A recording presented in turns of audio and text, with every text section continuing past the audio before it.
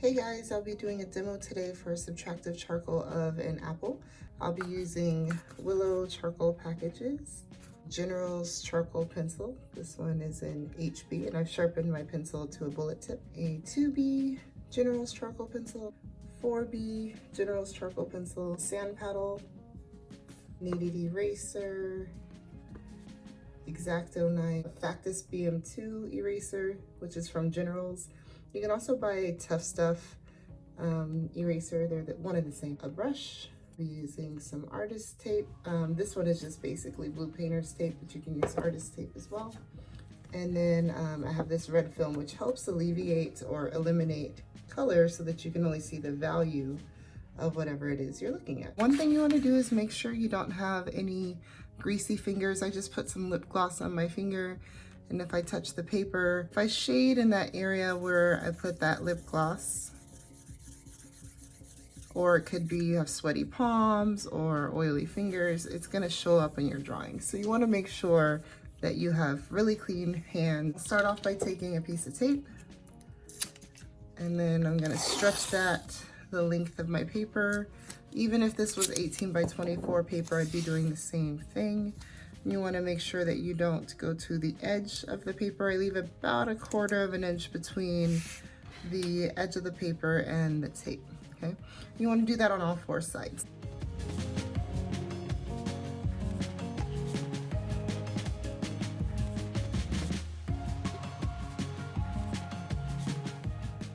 And then I'm going to take my Willow that I had before and start toning this. So when you're shading, you want to make sure you don't do this, okay? Because if you smudge, let's say this way, you're still gonna have all those gaps in between.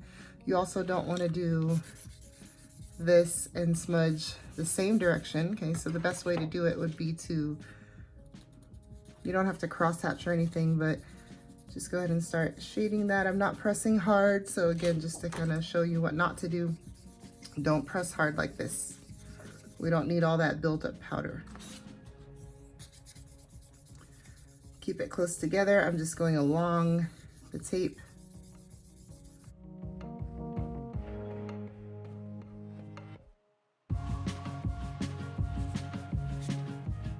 So now that you have the whole thing toned, then you want to take your finger.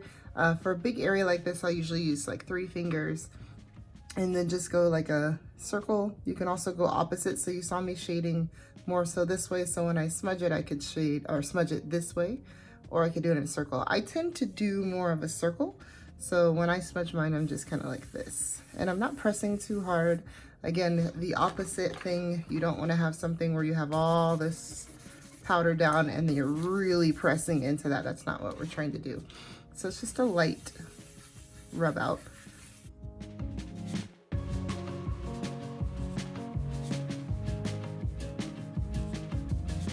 My hands are still dirty, don't clean your fingers, and just go ahead and start drawing this out, okay? Now think about where you want it. I have a cast shadow as well. Now if you mess up or if you need to edit, you are your eraser. So you're just gonna smudge, if my line was going this way, I'm gonna smudge opposite of that line, just to erase it back out. So don't use an actual eraser to erase out.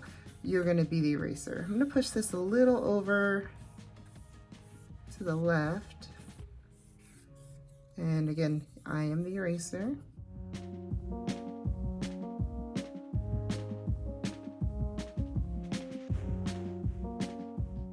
Now I have a cast shadow. It's coming towards me because my light is moving in this direction towards me. I'm gonna go ahead and draw out where the core would be. So general to specific, think about a bullseye, where the stem is going to be.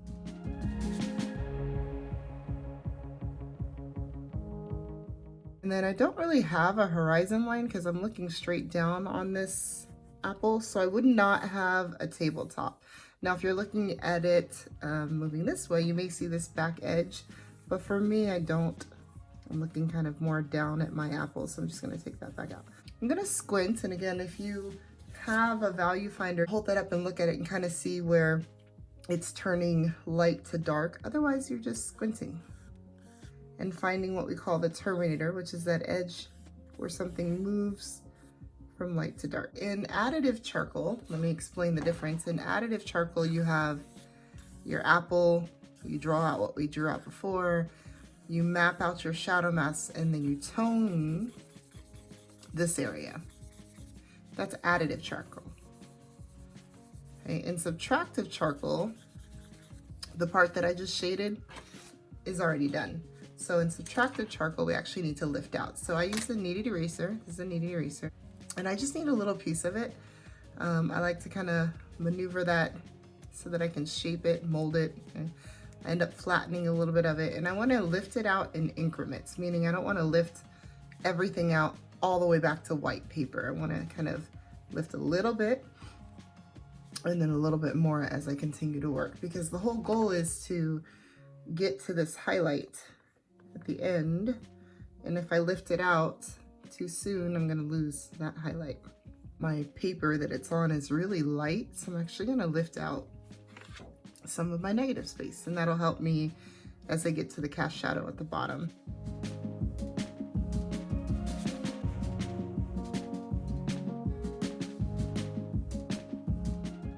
You can always retone that area and then just use your finger to kind of settle that back down, because really on this side, you probably want the apple to pop out.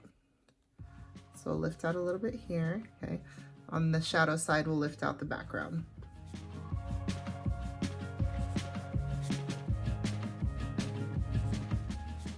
So in a value drawing, we're not gonna see all the outlines.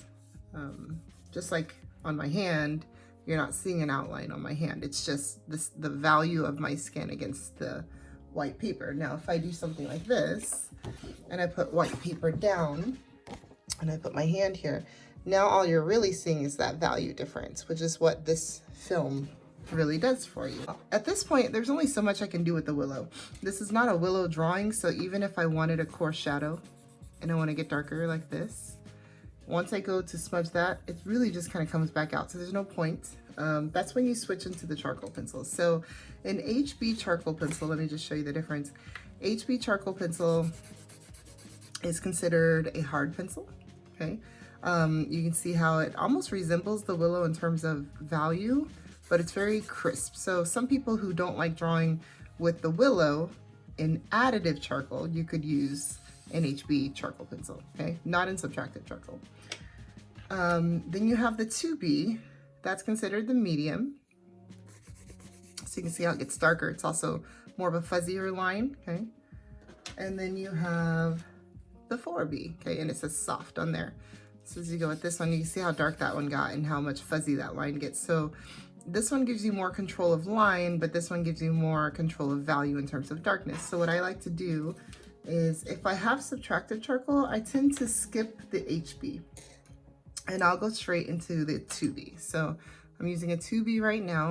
I'm gonna go ahead and get in some of my darkness on this apple, okay? Be careful resting your hand, because all that resting will cause you to imprint. Also, if you have long sleeves, watch out for that. So I'm trying to levitate. And again, if I were working on this without recording myself, I'd have it at an angle so that I can see this at a 90-degree angle to how I'm looking at it. So just make sure if you're working at home, you don't work flat. Never work flat. I just want to say that. And I mentioned this eraser too before, that Factus BM2. That gets pretty helpful in terms of kind of editing some of the edges that the kneaded eraser can't give me in terms of clean kind of quality control. So I'm not trying to lift completely out to white paper. I'm just trying to clean up some of these edges and keep them a little bit more crisp, okay?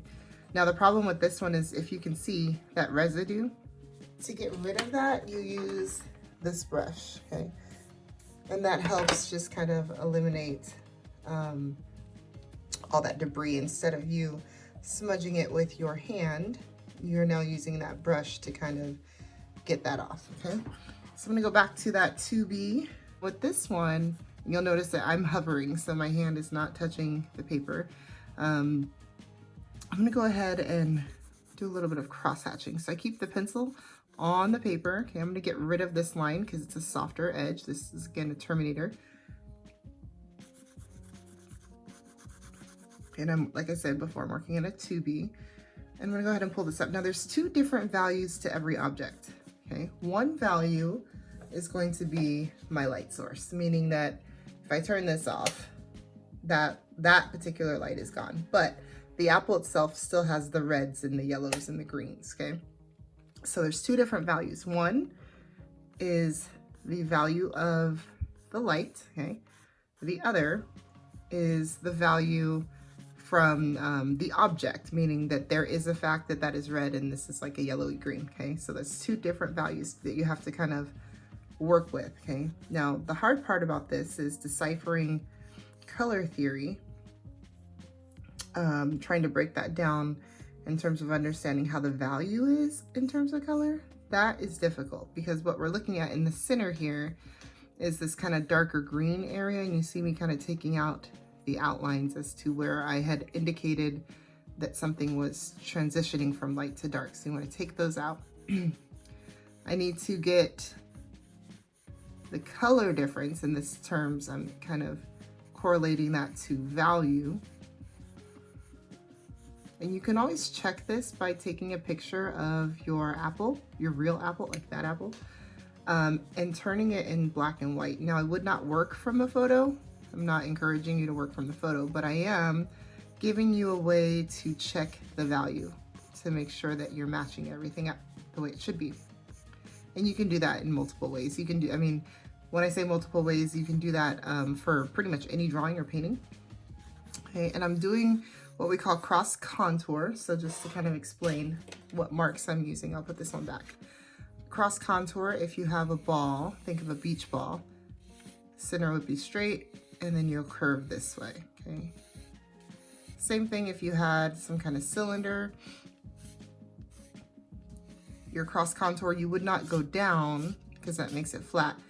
Instead, think of like a smiley face. Whatever this edge does, you're kind of contouring that. Same thing, whatever this edge does, it's like a ripple, okay? But in the center, obviously it's flat. So this helps me show three-dimensionality. So when you see me shading, I'm shading like this. I'm like a teeter-totter, which is what I use for cross-hatching. I'm not lifting because every time you put it down and move, it's a darker edge here. So keep it on the paper, but it's this. And just kind of pulling that around, okay, for cross-hatching. So because I don't want an actual physical line here, you'll see me kind of soften out that terminator.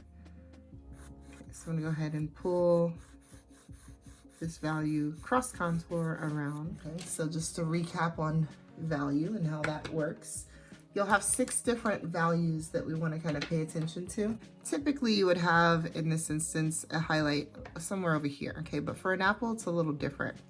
You'll also have an edge like this, okay? And when it comes to value, you only want to split it up into 2 different values, okay? One is going to be light and the other one's going to be dark. Very simple, okay? So you have light mask and you have shadow mask. Same thing here, okay? Now, anything that is cylindrical, so cylinder, or spherical, so circle, it's always gonna have a soft terminator. So when you're shading this shadow mask, the edge, which it goes from light to dark, same thing here, the edge in which you're shading it from light to dark, this edge right here, will always be a softer edge, okay? So in these 2 objects, you would have softer edges, softer terminators. So an instance would be, you would never end this here at the line, you would let it kind of fade out, okay? So that's why I drew the line initially, because I want to see light mask and shadow mask, but then I have to get rid of the line because really what I'm looking for is a softer transition, softer terminator, okay? When you have something that is more mechanical, think of like a cube, and let's assume the light is coming from this way. So this would be your lightest side, this would be your middle side, and this would be your darkest side. So 1 would be the paper, 2 would be, let's say, our value number 2, and then 3 would be, let's say, our value number 3, okay? Now the only way to get rid of this line is to match up your shading with the actual line, okay? So even though it's darker on this left side of the cube, as long as it gets lighter towards the right side of the cube so that this one can be dark, on side number 3, we're good to go. Now, if you ever have something like this where you have these lines, that's when you create a background to get rid of the lines, okay? Now, if I have a tabletop like this, and this is dark here, I gotta make sure this value starts to transition out so that it's lighter than this side. And like I said before, light against dark, dark against light.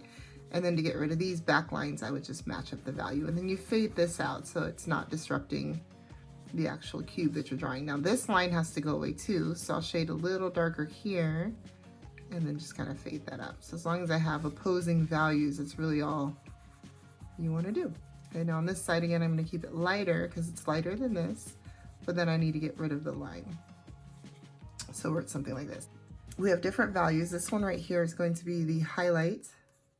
That is the area that is closest to the light, which means high light, okay? The highlight exists within that light mask, so this is light mask here, okay? We already know that this whole section down here is shadow mask. For the sake of time, I'm just gonna do this really quick like this. Okay, and then for me, I've got this section down here, okay? This is also shaded. This is called a cast shadow. That means the light is going, if there's a light right here, okay? It's hitting the sphere and casting a shadow onto the ground. Okay, that's the cast shadow. There's an area that for me, or for any object really, gets really dark or darker, okay? And it almost in this case looks like a ring because it's something spherical. This is called the core shadow. So if you're looking at an object, that's the area that is furthest from the light before it turns back under, okay? And then there's a little area down here. I'm just gonna draw it down here, which is reflected light. It means that the light is kind of coming down, hitting the table and bouncing back into the other side of the ball in the sphere, okay? Now remember that reflected light can never be as light as the light mask because this is closest to the light. It's a direct light source. This is a reflected light. So this one and this one can never be the same value. And then also remember, what people forget is you still need to have something here, some kind of value. Otherwise, this will not show. Okay, so if you're saying that this is your highlight and that's the white of the paper, then you need something here, obviously not as dark as the shadow mask, but something here to separate that. So I just want to give you a quick idea of what it is that I'm trying to represent here when it comes to charcoal. My reflected light is not down here, it's actually up here, okay? So you just want to look to see where your reflected light is for your apple. To sharpen this, you can use the sand paddle because I've already done a bullet tip, okay? And I just kind of go this way, and I'm also going to rotate, so you'll see me doing this. So do that over a trash can, but if you don't rotate, you're really only sharpening one side of that pencil. You're going to have some dust on this, so I usually just, I use my hand. You can use whatever you want, like a tissue, but I don't really care. It washes off anyway. So now I have more of a pointed tip. So I'm going to go back to, I'm using this just as reference because this apple's pretty tricky with all the color. And again, you would have to kind of squint or check your drawing periodically with a photo of the apple, not by drawing from the photo, like I mentioned, okay, but just checking to see how you are doing. And I'm trying to also wrap this around because I want it to seem like this, I don't want to call them stripes, but the kind of pattern that's on that apple. I want you to be able to see that. I'm gonna go ahead and pick out some more of my highlight. Now this eraser is awesome because it can scrub into areas that kneaded eraser is not sturdy enough to do, okay? So I'm gonna go ahead and erase this out. And I'm also trying to erase as if I'm drawing. I'll use this brush to kind of get that off, okay? So I'll see another one over here. I have another highlight over here, so I'm just gonna scrub that out.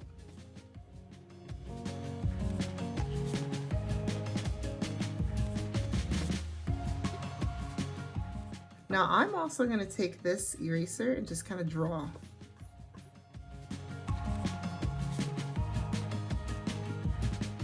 Before I go too far with the apple itself, let me work on the area around the apple. Really, you don't know how dark or light to make something until you work on the environment that it's in. So I have a 2B.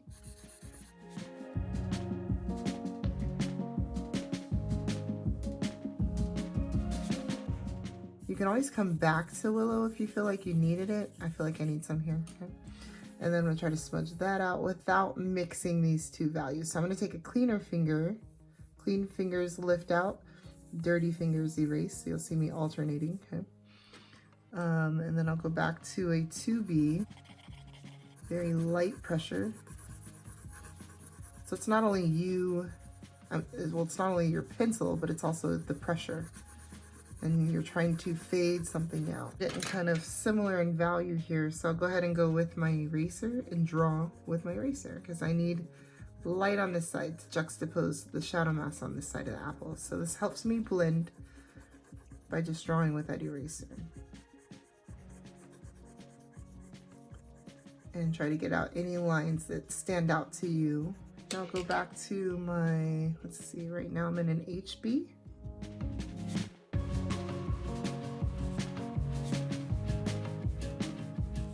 And I'll come back to my Tough Stuff eraser.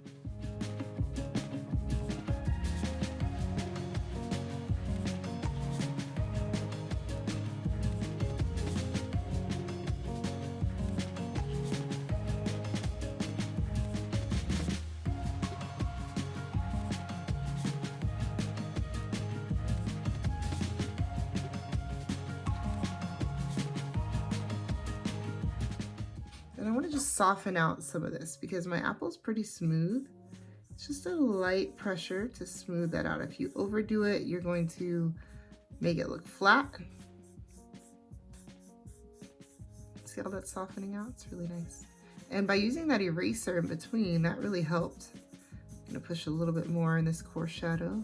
Okay, let that kind of feather up to the inside again, just getting this to look like it's three-dimensional. And actually you could pull some of the background in, so just light pressure pulling in. Okay, and for the background I can use it here too, not too hard of a pressure, just to smooth out.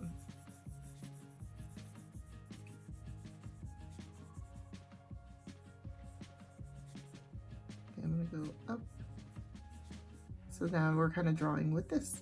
Okay, just kind of pulling that around.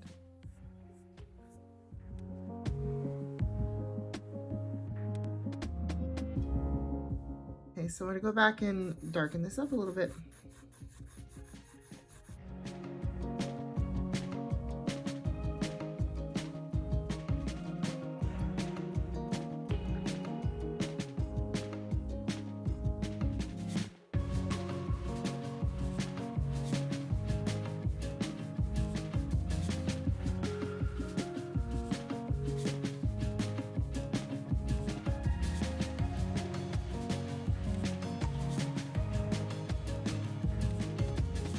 Then I'm going to take this kneaded eraser and I'm going to press it into my finger, get it flat, and also get it dirty. So I'm going to work it in the background to just get it dirty, flat and dirty.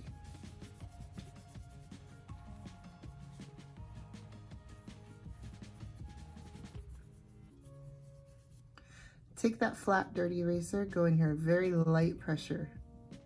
See how it smooths that out? It's another tip. I almost like this better than using the blending stump. Okay. So again, it's that flat, dirty eraser.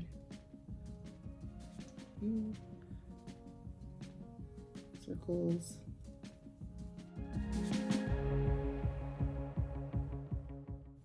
Now when you want to lift out, then you got to rotate the eraser. That's how you clean it. So rotate it, and then you can point it here and lift out. And if that's not getting you the detail, you can go back to this one, get right up to the edge of that apple.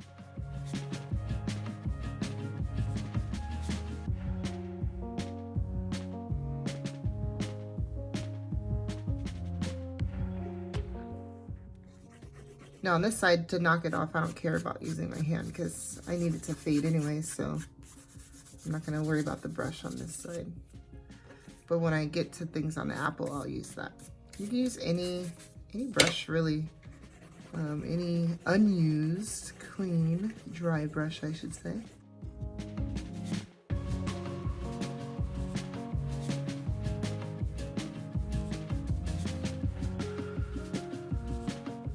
You know, in the background, you can also take CHB. I'm gonna create almost like a vignette.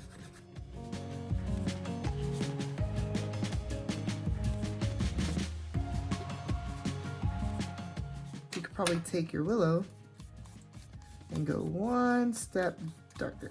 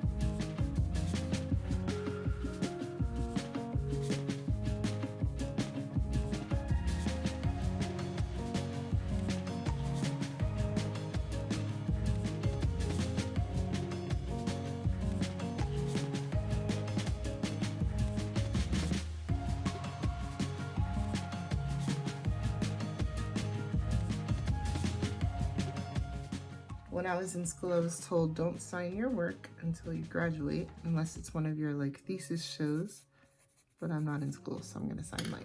Okay, so now when it comes to removing the tape before you document this or turn it in, whenever you remove the tape, you wanna pull away from the drawing. Don't start pulling this, let me move this over. Don't start pulling this in, okay? Pull away. That way, if the tape accidentally rips the paper, it won't rip your drawing. You don't pull like a Band-Aid, pull slowly. And then you can just trash that. We don't need it. And I try to go kind of in order of which I put it on there, so I know whatever is on top I can pull off first.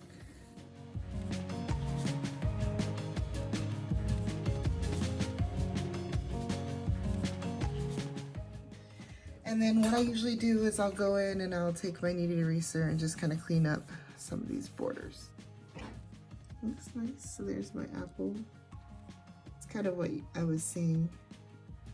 And there we go. So that's a subtractive charcoal.